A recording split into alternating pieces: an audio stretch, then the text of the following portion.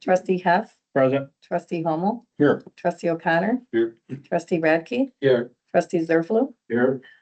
All right, we will do public comment. So how this works, because there's a lot of new faces, here today. You get 3 minutes to speak, and then that is it. I will give you a warning at 2 minutes and 30 seconds, just so that you know that your time is coming to an end. And that goes for everybody, if I get the right thing up. Other than that, there's not gonna be any other off-table conversations happening, no other comments from the gallery, anything like that, okay? Okay, no questions being asked after your public comment. So we have a couple in the room that want to speak, and we'll start probably in the room here. Teresa, your name is first that you wanted to speak, so you can go ahead whenever you're ready. Larry Gopher. I guess, yep. Oh, Dylan, I don't know if that's a good thing or bad.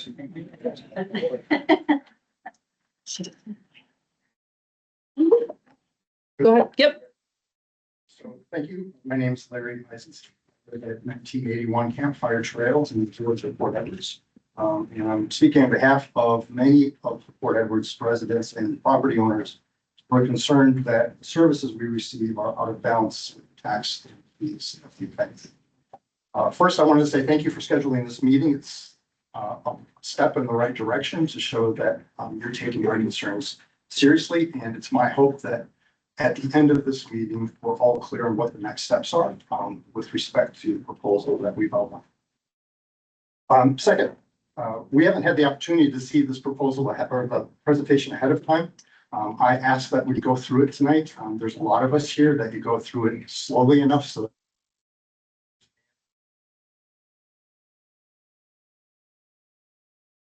I would like to request that we have the opportunity to ask a question or two, either during or after. The last thing we want to do is walk away from this meeting with a misunderstanding about what's been presented. So that's my answer. Third, I see on the agenda that there's a possibility of going into closed session. I think that this topic deserves transparency. And the public and those here tonight have the right to hear what trustees' questions they're asking and what their thoughts are on our proposal. There's nothing in a proposal related to HR or contract negotiation. And if the board's thinking that there is litigation related to our proposal, we'd really like to understand why or how that's related.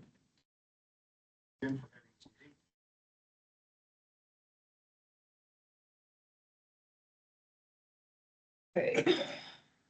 So now Teresa. Thank you.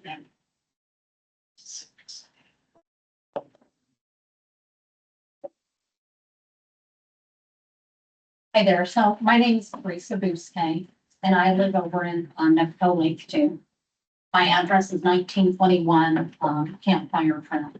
I guess I just kind of want to start by just telling you a little bit about myself. So I think sometimes when people see other people that live on a lake and a house, they think that they come from money. And they've got a lot of money to spend, like on property taxes. I don't. And I didn't. So I grew up one of 6 kids. My father was in the military and we grew up very poor. And I've really had to work very hard for everything that I've gotten right, including this house. So it's really my dream home. It took a really long time for me to get this house built. I've had to work really hard to earn all my money to get the house built. And I'd like to stay in my house. I love the house. I love my neighbors. I've got a lot of great neighbors and they've all become very good friends.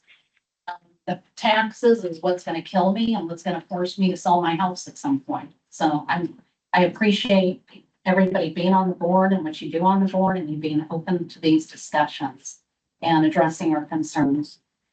You know, when I had the house built and I talked to my loan officer, because I do have a mortgage on the house, we talked about property taxes.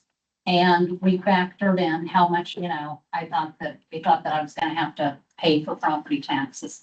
Now I'm paying double what I was at that point. And, you know, it's really kind of stretching me and it's tough. It's tough for me to handle the mortgage payment, I got to tell you. Couple other things I just wanted to mention, and I'm sorry, I'm like not into public speaking, so sorry for being a little bit nervous up here. The other thing I was looking at earlier today, the property tax rate. So for Port Edwards, the tax rate's 2.14. Wood County on average is 1.66. The average property tax rate for the state of Wisconsin is 1.4. You know, help me understand. Look like I've never been to Port Edwards before. The population when I drove in tonight, like 1,800 or something. You know, I'm trying to better understand why is the property tax rate for Port Edwards 2.14 when you can understand what Wood County or the state is. You were at 2 minutes and 30 seconds, just Okay. FYI. The other thing that concerns me is the resale value of our homes. The property taxes impacting our homes is a lot more than the property taxes on the other side of the lake. So over on the west side of the lake, across 8th Street, they're all still part of Saratoga. Somebody could come buy a home over on that side of the lake, and they're gonna buy that house instead of mine because the property taxes are so much higher at my house. You're I'm at, just, you were over 3 minutes, Oh. just barely. sorry. Thank you. Thanks for listening.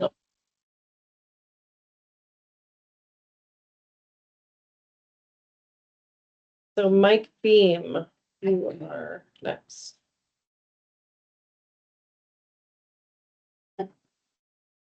My name is Mike Beam and I reside at 1961 Campfire Trail. Thank you for scheduling this meeting, which means a lot to the Village of Port Edwards residents who live on Nepco Lake. We hope today's session will help alleviate the current tax to services inequity that we are receiving. And your consideration of this issue is greatly appreciated. Going back in time when we received the news that we were going to be annexed into the Village of Port Edwards, we had mixed feelings. On one hand, we were upset that the local municipality component of our property taxes would increase tremendously.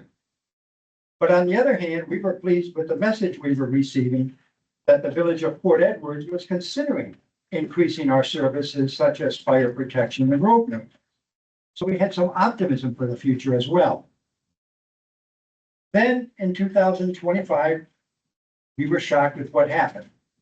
When we were annexed, a significant increase, this new batch added in property taxes for the Village of Port Edwards was offset by a significant equal reduction in property taxes for the pre-2025 residents of the Village of Port Edwards.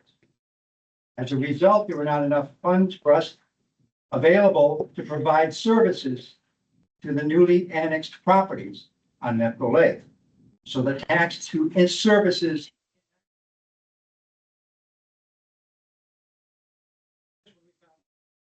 and right of ways, which were supposed to be built to conditions prescribed by the Village of Port Edwards, were not. So today we have a major tax to services inequity.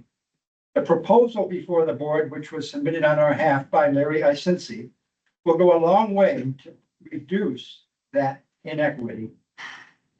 And I hope you consider it. Thank you for listening to my comments. And I do sense there is flexibility in the village budget to make our wishes happen.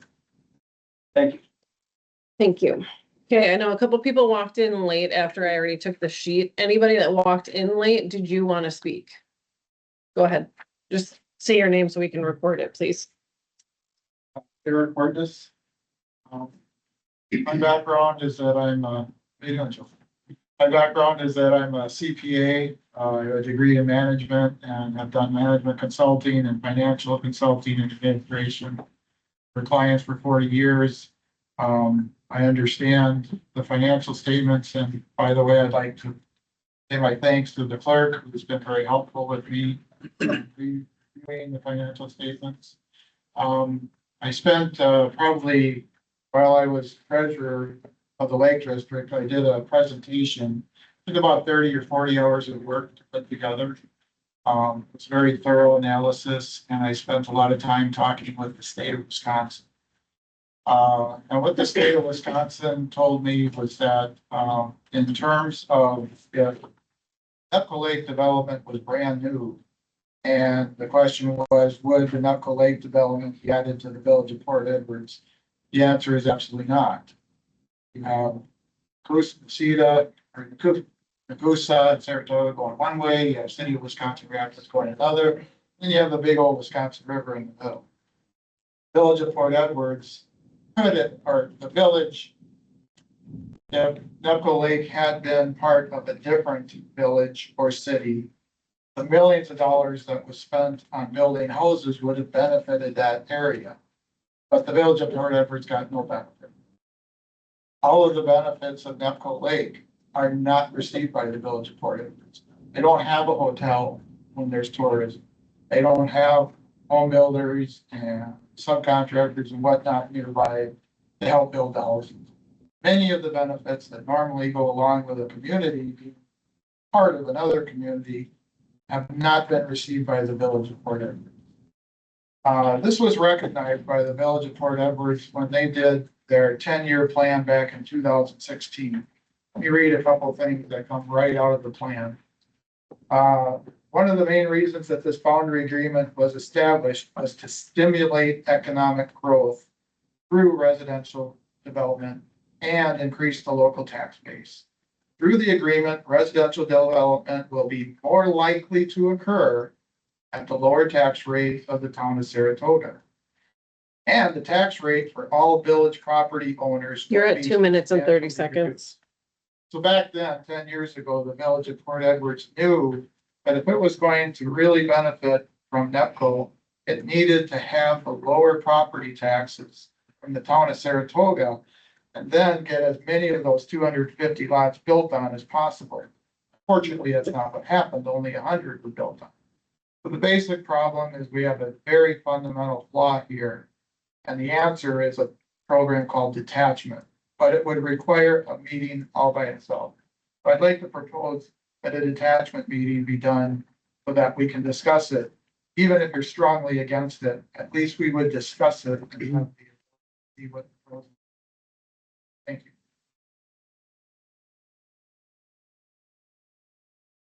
Okay, is there anybody else in the room?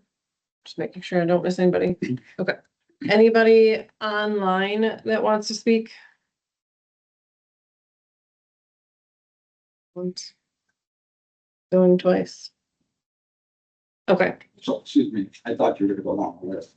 Oh, well, did I miss your name? I just put a question mark, so I was. Oh, okay. What would come up, so. So, Mike Geary, I'm at 1861 Fly Rod Trail. So I just want to make a couple comments. So before the agreement expired, village president did reach out to us and we had a couple meetings with him. And we were told at that time that we would get the same services on our side that were rendered over on this side. And we're 2.5 years now into this, and it's a little disappointing that we haven't had any follow-up to at least explain or outline what would be done for those additional services. Besides that, we're taxed now. We have a wheel tax, we have a water tax, besides our other taxes that are added on for fees. And so it would just the comment is I'd like to know what is going to be done to get the same services over on our side. Whatever the taxes are, they are. But at least if we could focus on the services and what the village can do to start or at least plan to provide people services. So that's my comment. I just have a clarifying question. Who did you say told you? Boss, you're the village president. He was not the village president. He was the village administrator. Okay, well, whatever. He was in Like- charge at the time, I believe, right? Kind of. Right? That's me talking. Yes. Okay. Did you have anything else? No, that's it. Thank you. Thank you. Okay, seeing how nobody online spoke up. We can close public comment at this point. I did for village comment, present comment, sorry, I'm skipping. I did receive multiple emails, over the last couple of days, they all kind of say the same thing, so I'm not gonna go off and say what each one said, because it's all the same thing, and I know village board members also were CC'd in on some of them, but I did make some copies, not including the ones that I got in the last 24 hours, so, we did see those emails. Other than that, we've asked Attorney Epps to kind of go over the Nepco Lake development and its history and all that, so I will kind of let him take this. Well, history is a little bit beyond the scope. My expertise is in the legal. So, what I've been asked by the board to look at this from a legal perspective. My former firm, and I guess former boss, JP LaChapelle, was directly involved in the boundary agreement, as I recall, boundary agreement itself. I wasn't, but have been the village attorney since separating from him in 2020. So I did provide some legal advice to the village about this, to the trustees.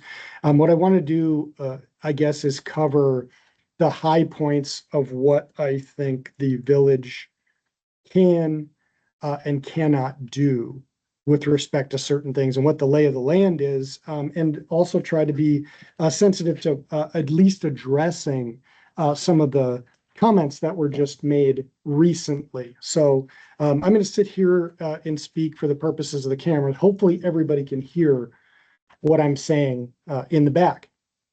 So I guess, first of all, when it comes to the I can't speak to the reasoning and logic behind the original boundary agreement. I am aware of the issue, or the discrepancy between the number of lots and the number of places on, or number of lots on which homes have been built, and that's what has been caused by that. But regardless, any person that owns a lot within the boundary area is a lot owner. And so I'm just going to use the term lot owners to refer to people that are covered by this. There's also a homeowners association that was created created by the developer and the PUD. And the PUD on file actually indicates that the homeowners association has responsibility for all of the areas common to the boundary agreement that are not specifically exempted, public roads and public areas. So I think that is kind of a major point of misunderstanding, I think, in a lot of cases on this circumstance. And then there's also there was a development agreement between the developer and the village. One of the questions that I've been asked in the past is, does the expiration of the development agreement release the developer from any obligations and confer them upon the village? The answer to that is, not confer them. It will confer responsibilities on the village for the lot owners to benefit from them, just so I'm clear. And the answer to that is no. The lot owners are, as a specific class, are not a party to the developer's agreement. The expiration of the developer's agreement was designed to hand things off, from the best that I can tell, to hand things off to the HOA, the homeowners association, and the lot owners. For the same issue about the conditions of the road and the specifics of how that was built. Those are all the road, the 2-inch, for example, of the roads is built into the PUD, which, and again, some of you may be familiar with how some public roads are built differently than that.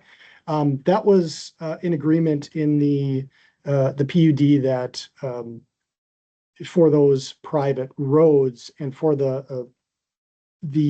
I guess the standards to which those roads were constructed, for this similar reason that the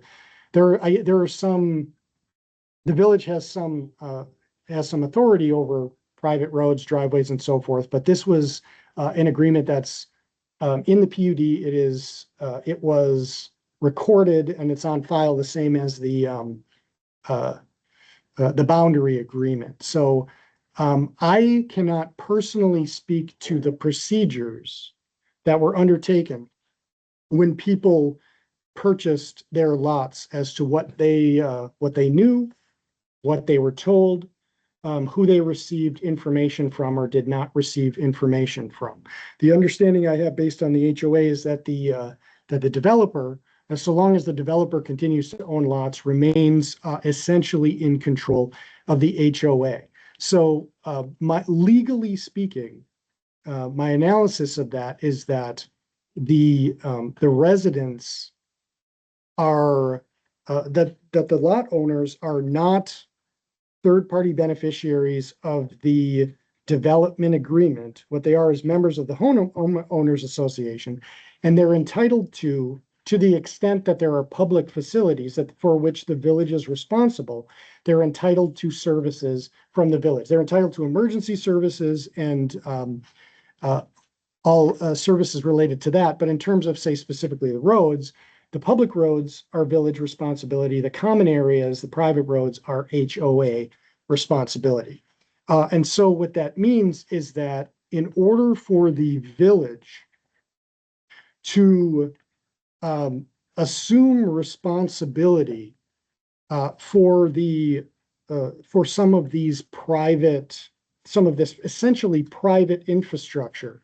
And I guess to back up a little bit, there is some private infrastructure, again, that's covered. So for example, when there is when there's plumbing and there's a public utility that is run by the village can, for example, tell people that their private plumbing needs to be brought up to code. They can enforce those sorts of things against them. But with respect to the private roads, it's all covered by the HOA and the PUD. So the claims that the lot owners may have for that are not necessarily against the village. I've told the village board that I'm concerned about the liability of granting requests because the lot owners are a specific subset, and it may violate the public purpose doctrine for the village to assume a responsibility that is definitionally and by virtue of legal documents that have been filed and that everybody was on notice about, that run with the covenants that run with the land for the individual property owners, that the village may actually have more liability. They may actually have liability to the other village residents who are not lot owners by providing a private benefit specifically to lot owners when the lot owners already have a different mechanism for obtaining that benefit. In terms of the tax rates and the village-wide issues of high taxes, that's really beyond the scope of my analysis, because the village mill rate and the procedures that it's gone through in order to impose that or to put that rate where it is, based on maybe referenda or other decisions in the past, those are village-wide decisions that are not specific to either the boundary area or the non-boundary area. They cover everything. So under the circumstances, for the benefit of everybody here, I'm advising the village that if there is a homeowners association and a developer that essentially controls it, that essentially the village is the wrong party to be targeting for concern in these cases, because the homeowners association exists for maintaining all of those areas. It probably did not anticipate that there would only be, say, 100 members of the homeowners association instead of 240. But the village, by my reckoning, the village does not have responsibility for that particular aspect of it, any more than it has responsibility for the roads not being the same grade or the same quality, so to speak, as the public roads. So I want to say a couple of things about the wheel tax and the fire fees have been brought up as possible solutions. I'm concerned for the same reasons that specifically exempting certain private owners from wheel tax and fire fees because they have a higher private burden that the village doesn't otherwise have is something that is probably contrary to statute and contrary to the public purpose doctrine under case law. The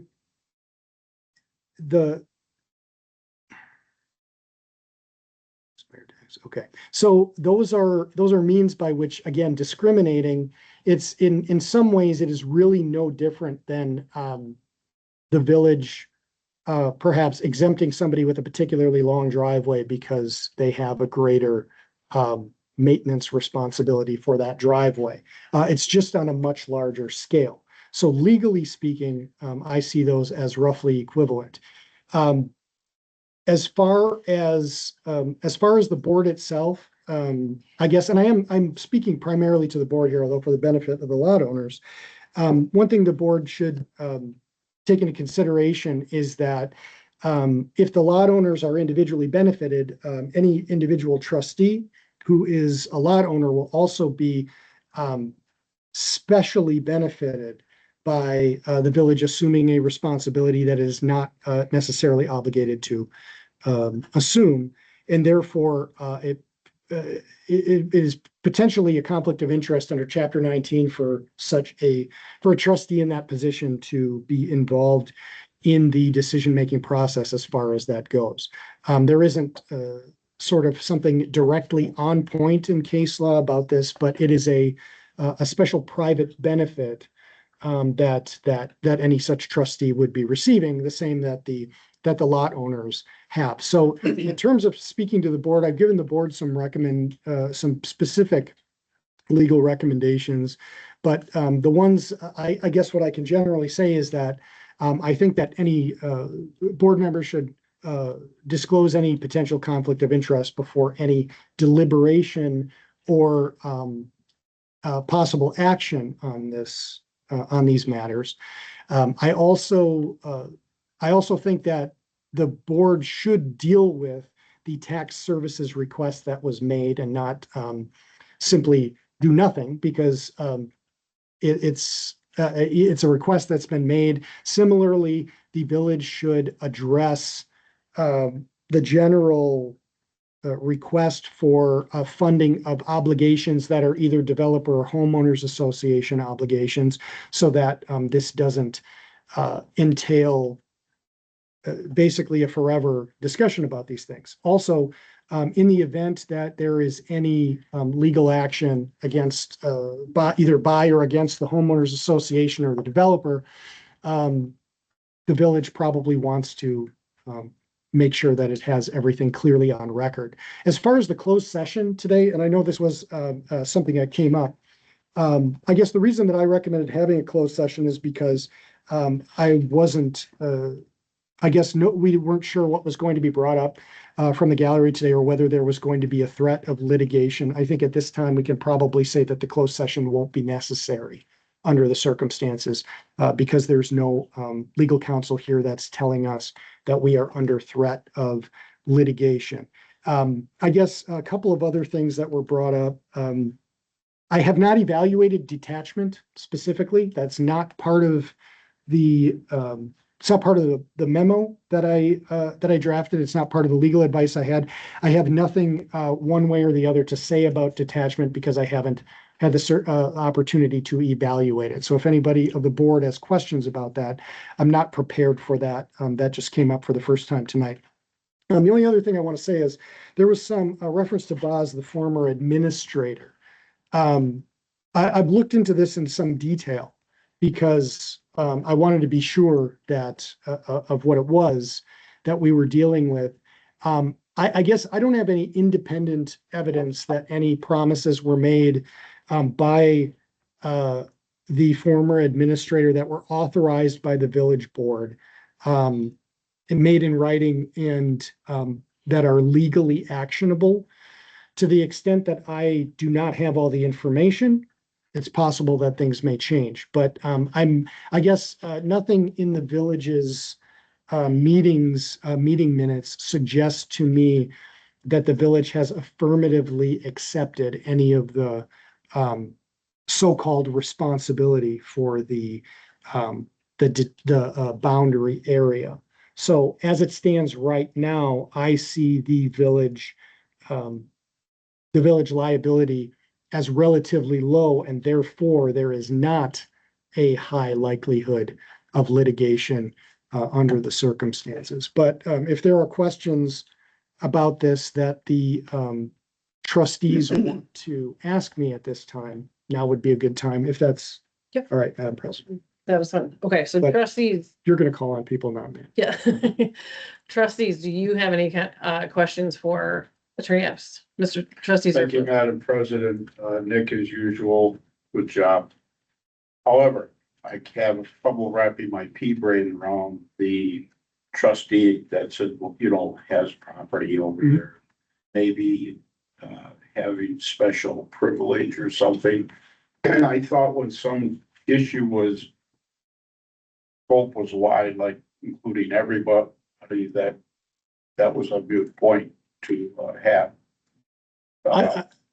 If I may, I understand what you're saying. So generally speaking, there are a lot of things that go through the board here. A lot of decisions are made that incidentally benefit trustees. So, and if you're making a decision on behalf of the village, I mean, obviously you have the benefit of the population at large in mind. What concerns me in this case is that it's a private benefit that I don't think the village has a legal obligation to accept. And so what's happening is, I guess I'll put it somewhat bluntly, for lack of a better way of doing so. Legally speaking, I think the lot owners are asking for something to which they are not entitled from the village. And the reason for that is not through any fault of their own or any mistake or legal failure that I think that any of them necessarily have had.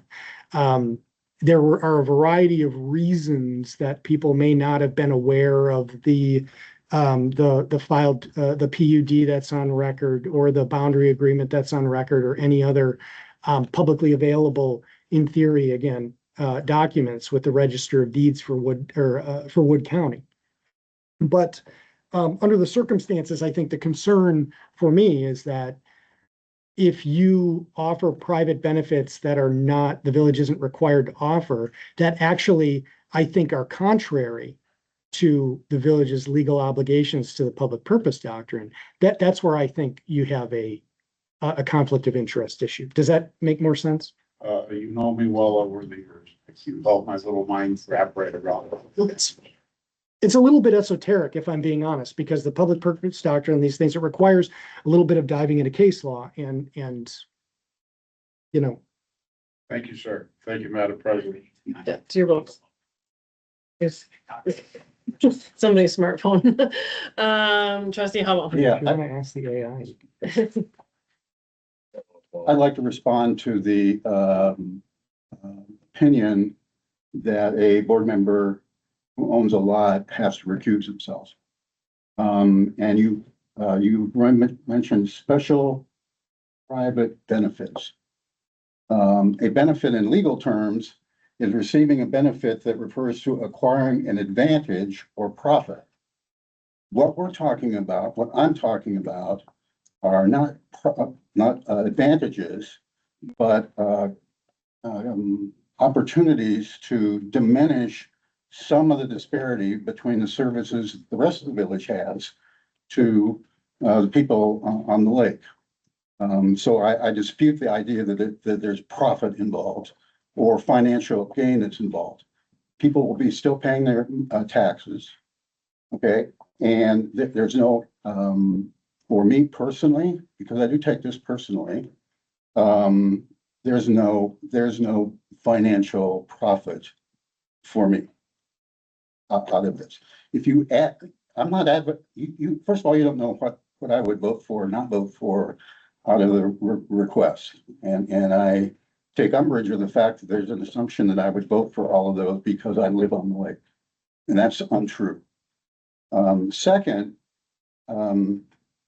the amount of money that would come to an individual property owner, absent the Lake District assessment thing, which I personally, being on the Lake Board District, that's not the answer to having the village offer some money to the lake. You can't eliminate assessments as a result of that. We're under state statute 33. We're governing a quasi-government agency. You can't do that. So, but the idea that a village can contribute to the help of the lake is very common.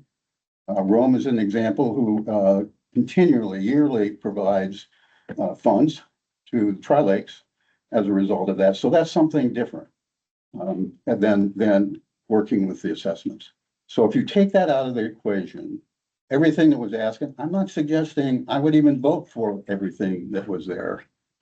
It would come to a resident that my spouse, Jackie Summerfield, and I own a lot, would be $214. I hardly think that's a significant financial gain that would convince me to vote a certain way, one.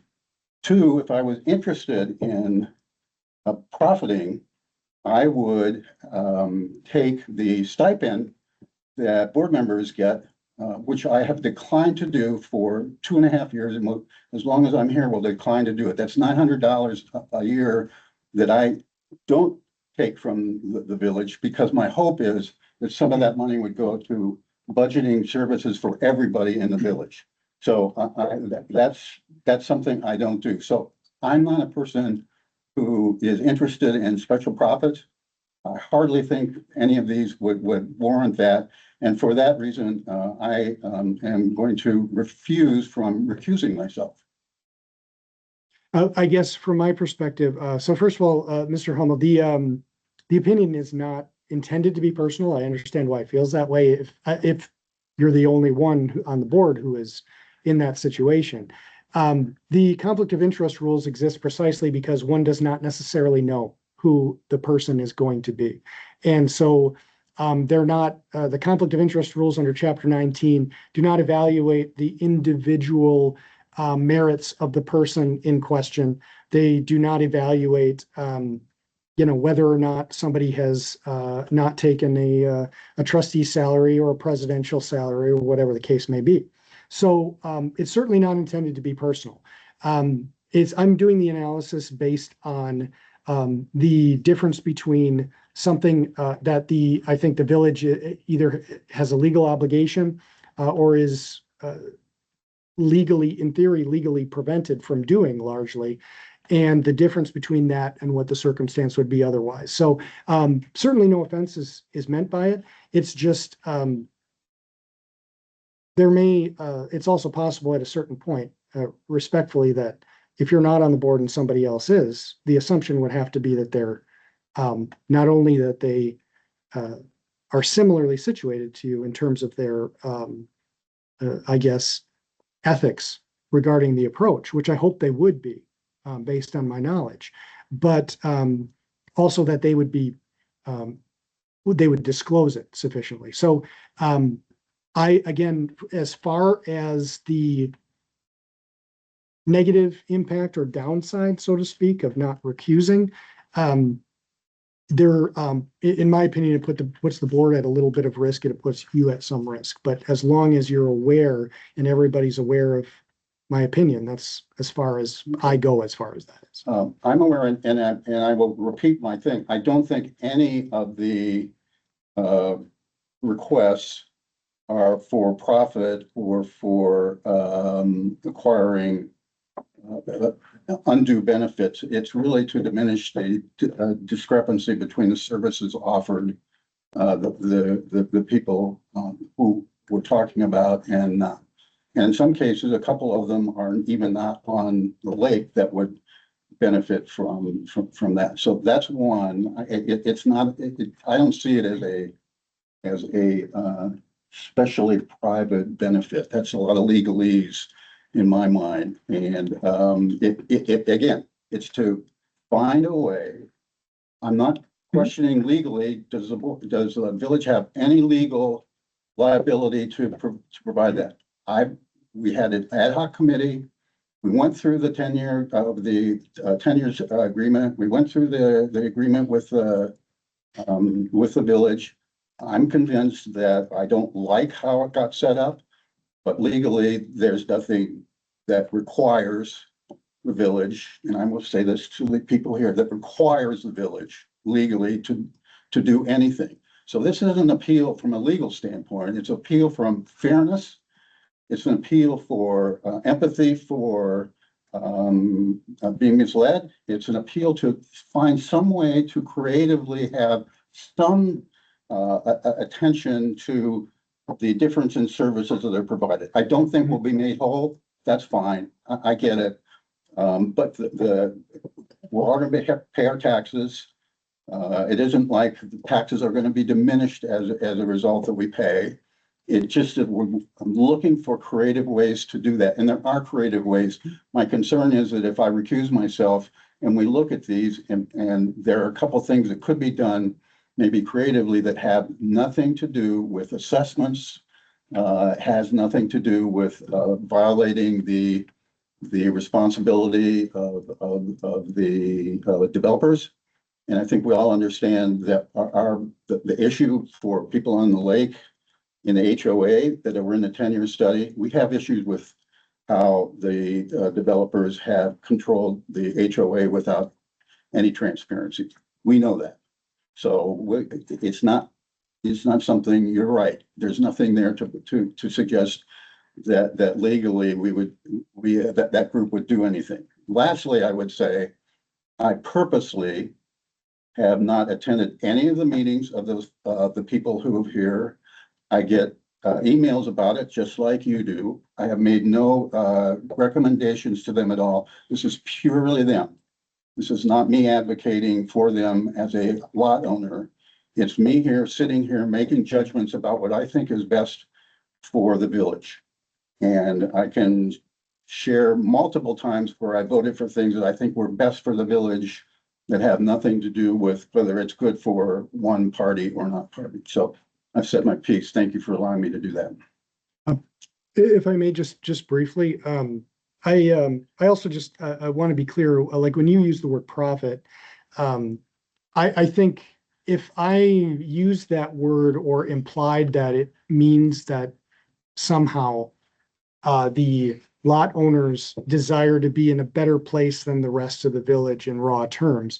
That's not what I meant. So I apologize if that's if it's taken that way. It's just relative to what the responsibilities are. To the board, I will also say that this analysis is also based on an understanding that the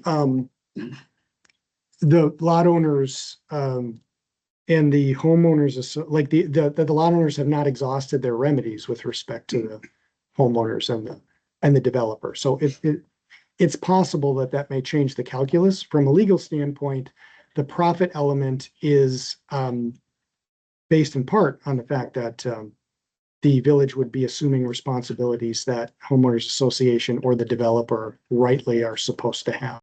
So that just to be, so I'm clear about that. Hopefully to everybody. I'm just telling you, when you look up at what the legal term receiving benefits are, it refers to acquiring an advantage or financial profit. I don't think any of these, and I'm not saying I would vote for them, but I don't think it's an advantage compared to the services that other people get. So that's my point. And I am aware that we have, as board members, we have no legal responsibility to do anything. It's not what I'm advocating for. Thank you. Trustee O'Connor had his hand up first. Sorry, Lon. Yeah, I just, I had a question real quick, just so I can give you a read back of kind of how I understood what you would, what you had written. So the way that I took, what you had sent us is the people in the development were asking for roughly $1,000, back, about $90,000 per year, for different things. Added up to about $1,000. And is that the part that you were saying? Because if the village is cutting checks to alleviate homeowners association fees and that kind of stuff, that's the advantage. Like nobody else in the village gets that. So what you were saying, what I understand is, if we were to do that to try to alleviate some of the things by giving money, somebody in the village could sue the board and say, you can't give those people money out of the tax base without, why do they get it? That's precisely the concern that I have, and it's not because it would be different perhaps under other circumstances, but there actually is a mechanism, and there are two entities directly responsible for these exact issues that are being requested. And therefore, it's just, again, it is a benefit relative to what the village, for lack of a better way of putting it, owes. So your understanding is, yes. And then the second part of that was, instead of the village board, basically, they need to go after the homeowners association along with the developer. I am not here to give legal advice. Trustee Radke. I just had one thing, perhaps, I guess.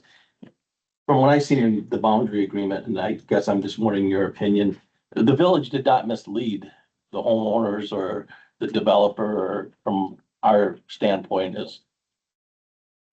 I guess there was a point that the village might have misled the people that had bought in lots in the village. Or the agreement, or. So my understanding is that the boundary agreement and the PUD and the covenants that run with, all of which run with the land, were a matter of public record at the time that they were filed. So I'm, like I said, when you talk about misleading, my analysis of this goes with village communications, formal village communications. I understand the allegations regarding a former administrator could be seen as misleading. Again, I don't have any evidence that suggests to me that any of that is actionable.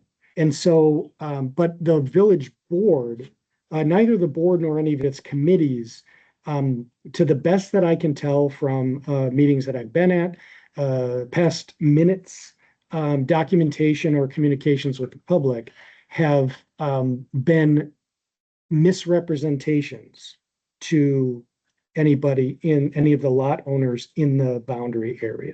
So when you say misleading, that's how I think of it, misrepresentations legally. I think it's, frankly, I'm not sure necessarily that the village is even responsible if there were semi-formal communications from the administrator, but I'm not even aware of any of those. I'm aware of people seem to be alleging statements made, and I just don't have anything that meets any of the standards that I use to analyze whether or not the village has inadvertently misled and therefore given itself some cause to have responsibility it wouldn't otherwise have. Does that make sense? Yes, thank you. Okay, is there any other questions from board members about this topic? Everybody good? Okay. I guess this meeting was more or less just to sit down with our attorney and go through exactly what he kind of presented, so that we all at the table have the same information, instead of him coming to one of the committee meetings and then other people miss meeting. You know, I just wanted everybody here, board wise, to make sure that we are getting the same communication, the same information, and have the ability to ask questions based off of the presentation that he has given us. So if there is no other questions, and we kind of went over, we don't need to go into closed session. Oh, trustee Zerkle. Thank you, Sorry. Madam President. If it pleases the chair, I'd like to officially make a motion, we strike item 5, reference closed session.